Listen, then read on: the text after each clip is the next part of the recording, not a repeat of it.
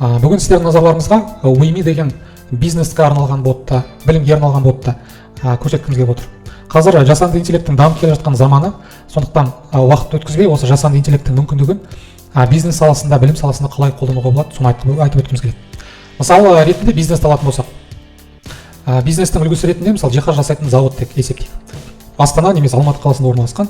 Оның көптеген өзіне тиесілі сатып алушылар бар. 500 мың деген сияқты одан көп. Олардың барлығы мысалы бизнес орналасқан қоймаға хабарласады. Олардың қоятын сұрақтарының көбі біркелкі болуы мүмкін. Сәлеметсіз бе, қалыңыз қалай, қандай жиһаз жасайсыздар, оны неден жасайсыздар, ЛДСП деген не, қашан әкеп бересіздер, жинап бересіздер ме, жұмыс бар ма, жұмысқа аласыздар ма деген сияқты. Осы сияқты сұрақтар. Қашан келесіз деген сияқты. 500 адам жазса, олардың барлығына бірден жауап беру мүмкін емес. Тура осы кезде Уими деген боттың мүмкіндігі, яғни қалай жұмыс істейді? Сіздің телефоныңызға біреу хабарласса, ол телефоныңызға айтады, WhatsApp нөмірге жазыңыз, операторлар сонда қосылған. Адам сіздің WhatsApp-ыңызға жазады, WhatsApp-қа жазған кезде осы Уими боты жазған адамның сұрағын сараптайды. Яғни амандасып тұрса амандасады, бағанағы сияқты стандарт қойылатын сұрақтар болатын болса, оларға жауап береді. Базадан көреді де жауап береді. Тура осындай болып Уими боты жұмыс істеп тұру үшін онымен жұмыс істейтін жеке кабинеті бар, жеке кабинетте құралдар бар. Өйткені ең бірінші тіркелген кезде жасанды интеллект бизнеске қандай күйде беріледі? Кішкентай бала сияқты болады, балдырған сияқты. Сөйлей алады, бірақ оны үйрету керек. Яғни біреу былай жауап беретін болса, былай жауап бер. Жалпы енді кез келген мысалы жұмысшы келетін болса, үйретеді ғой бизнес. Қалай үйрету керек, не істеу керек, кімге қалай жауап беру керек деген сияқты. Сөйтіп біраз үйретіп шығу керек. Үйреткеннен кейін Уими деген бот, робот сіздердің қоймаңызда кәдімгі қойманың мүшесі ретінде, жұмысшысы ретінде барлығын түсініп, жасанды интеллекттің мүмкіндігін тура осы жерде қолданып, әрбір клиентті өткізбей жауап беріп отырады. Ал енді қолдану үшін ең бірінші тіркелген адам не істейді? Тариф таңдайды. Қандай тиесілі бұл жерде бізде білімге арналған, содан кейін бизнеске арналған тариф бар.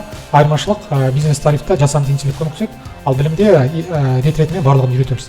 Яғни осыны қалай жасау керек, қалай іске асады деген сияқты. Курс өткіземіз ғой, сонда үйретеміз. Яғни жұмыс істеп тұрған, бизнеске жұмыс істеп тұрған платформаны программистерге үйретеміз, қалай жасау керек. Ондай курстар көбінесе енді бастап келе жатқан программистер үшін қызық болады. Ал кеттік, тариф таңдау деген бастық, тіркелетін форма ашылады, нөміріңізді енгізесіз, содан кейін осылай жеке кабинет ашылады. Жеке кабинеттің ішінде ең бірінші экранның сол жағында WhatsApp деген батырма бар, оны басу керек. Мына жерде ең бірінші WhatsApp-тың QR шығады. Осыны бетті сканерлеп WhatsApp-ты қосасыз, қосқан кезде мына жерде қосылды деген хабарлама шығады. Бұл енді стандартты әрекет, барлық WhatsApp осылай қосылады. Келесі тақта сұрақтар деген. Оны бассақ, мынаның ішінде бизнеске жиі жазылатын сұрақтар тұрады, сұрақтар мен жауаптар. Яғни жиһаз жинау туралы сұрақ, содан кейін оның жауабы.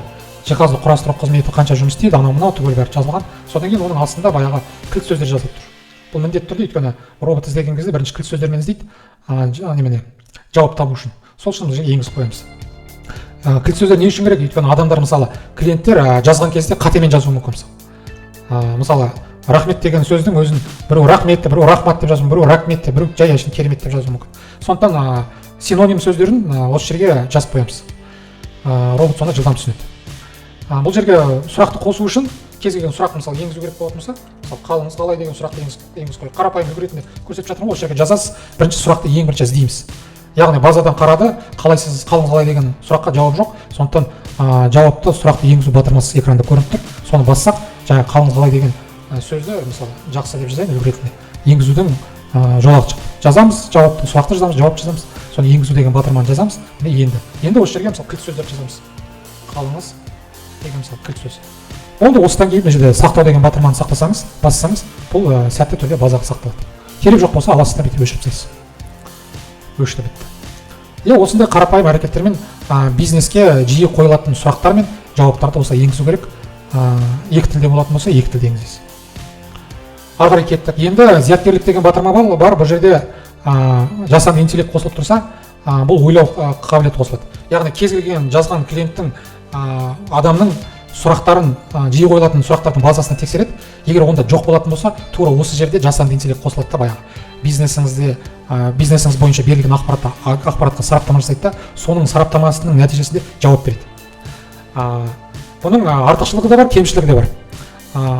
Кемшілігі неде? Мысалы, кейбір адам жазады, жиһаздың бір жері ұнамай қалды, немесе күтіп шаршап кетті, неше түрлі жағдай болады ғой енді. Сол кезде мысалы қайта стандарт сұрақтарды жібере бермей немесе күтіңіз деп қайта жаза бермей, керек жоқ жауаптар мысалы жауап бермеген дұрыс шығар. Мысалы өйткені адамды ешкім алмастыра алмайды ғой, әртүрлі жағдайлар болады, жасанды интеллектіде жиі қойылатын сұрақтарда оны қарастыра алмайды. Тура сол кезде мысалы зияткерлік қосылып тұратын болса, ол өзі ойлап жауабын ойдан шығарып жазады. Ол енді керек па керек жоқ па бизнеске оны жұмыс процесінде тексеру керек. Кейбір сұрақтарға жауап бермегені дұрыс, оны адам қарайды да, яғни адам өзі жауап береді. Ал керек болатын болса, мына жерге қосымша инструкциялар қосылады, жиі қойылатын сұрақтар мен жауаптарды қарастыра алмайтын сұрақтарды осы жерге жазып қойған. Ол үшін ойлау деген тумблерді басамыз, содан кейін әр ботқа ат беруге болады. Мысалы бұл Wayme деген платформа болатын болса, сіздің қоймаңызда жұмыс істейтін роботтың аты, мысалы оператордың аты Алтынай болады.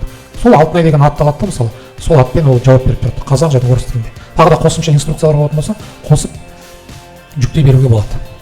Сақтау деген батырманы басасыз, осы кезде зияткерлік қосылады да, бұл функция жұмыс істей бастайды. Ары қарай кеттік. Келесі Каспи KZ деп тұр. Бұл бизнестің Каспиде өзінің дүкені бар. Яғни дүкені болғандықтан дүкенге түсіп жатқан тапсырыстар бар. Wayme не істейді? Сол Каспидегі қандай тапсырыс түсіп жатыр, барлығының тізімін осы жерге жинақтайды. Бүгін 8 тапсырыс түсіпті. Содан кейін осы жерге жинақталған адамдарға хат жібереді. Күндері таңдап алуға да болады, кез келген күнді көруге болады, қай күні қанша тапсырыс түсті деген сияқты. Автомат тексеріп тұрады, автоматты адамдарға қазақ орыс тілінде WhatsApp арқылы хат жіберіп тұрады. Яғни жиһазыңызға тапсырыс келіп түсті, біз оны жылдамырақ жинап сізге апарып береміз, осынша күнде дайын болады деген ең бірінші клиентке жіберетін стандарт сұрақтар. Ал егер тапсырыс беруші жиһазды алып жатса, онда оған екінші хабарлама жібереді, осы мәзір.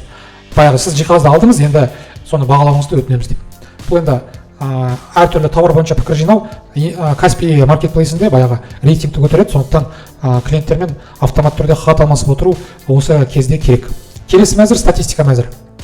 Бұл жерге кіретін болсақ, мына жерде мысалы 15.09 дейді, 380 хат жіберіпті, яғни 380 адаммен сөйлескен робот 15 күні. Ал тура сол күні 13 тапсырыс түсіпті. Мына жерде бүйтіп өшіруге болады, сонда тапсырысты ғана көрсетеді. 13 тапсырыс түсіпті, ал 200 қанша дейді жаңа жерде? 380 хат жіберілді. Оны қарап отырсаңыз, қоймада отыратын адам күн-түні 380 хат жіберу мүмкін емес қой. Ал робот барлық адамдармен сөйлесетін мүмкіндігі бар. Тура сол сияқты басқа күндерде де өстіп көре беруге болады. Робот жұмыс істеген сайын бұл жерде күндердің қатары қосыла береді. Соңғы 30 күн бойынша осындай статистика көрсетіп тұрады. Келесі мәзір импорт және экспорт деген мәзір. Бұл не үшін қажет? Қазір осы жерде сақталып тұрған сұрақтар мен жауаптардың базасын бір батырманы басып сақтап жүктеп алуға болады. Басқа дүкенге қоссаңыз немесе қайтадан импорттап сол сұрақты қайтадан осы дүкенге жүктеуге болады. Болды, негізгі функциялар болса, қосымша мүмкіндіктер болса дамыта бастаймыз, бірақ қазіргі күнде бизнеске ең қажетті мүмкіндіктер осы порталда қарастырылған. Тыңдағандарыңызға рахмет, сау болыңыздар.